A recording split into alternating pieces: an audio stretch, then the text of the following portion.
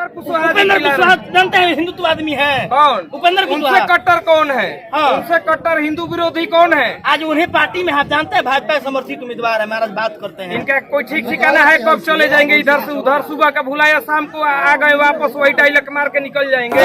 Support किसका? पवन कुमार। पवन कुमार। जय पवन तय पवन। ऋतिक जी भी आ चुके हैं अपने भाई के नामांकन सभा में। ऋतिक जी पहुंचे हैं, कैसा लग रहा है? देखिए यहाँ की जनता का अपार समर्थन आशीर्वाद देख के अच्छा, ये लगता है कि भैया बहुमत से विजयी हो रहे हैं। आप तो लगातार काराकाट घूम रहे हैं, अनुभव कैसा मिला? अब अनुभव यहाँ की जनता बताएगी, हम तो अनुभव से एकदम मस्त है। हाँ। कितना से जीत होने जा रहा है? 5 लाख। अब आप भाई लोग बताएंगे कितने? 5 लाख।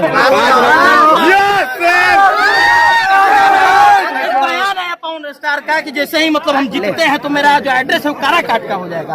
मतलब बसने की तैयारी बना लिए है क्या? देखिए दिल्ली का बेटा है, पूरे शाहबाद का बेटा है जी। आरा काराकाट में बहुत ज्यादा। और मैं भी एक बात कहता हूँ, आधार कार्ड का नाम काराकाट नहीं बनेगा, एकदम काराकाट का बनेगा। जी भैया। चलिए तो आपके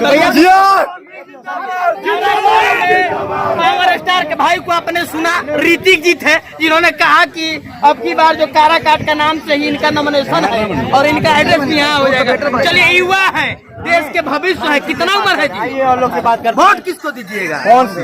पहला वोट है ना हो तो पवन सिंह को। चलिए पवन सिंह को ही वोट देने जा रहे हैं। काराकाट क्रिएट विजय बनाएगी पवन सिंह। सबसे अच्छा निर्दल है। एक बात बताइए, क्या लगता है पावर स्टार को कितना मत मिलने जा रहा है? कौन सी हाथी है तो फिर कुत्ता कौन है? हेलो बात कौन है? अच्छा हम समझे। कल इतना भीड़ हो जाएगा यहाँ पर? कल का भीड़ हो गया।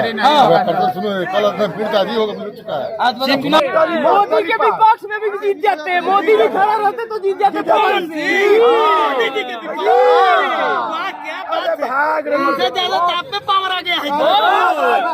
उनका हम लोग फाइन नहीं ना भैया, फाइन है दिल में बसता है, दिल में दिल में दिल में। पवन सिंह। जी भैया जी। क्या बात है, इनके दिल में पवन सिंह आ गए।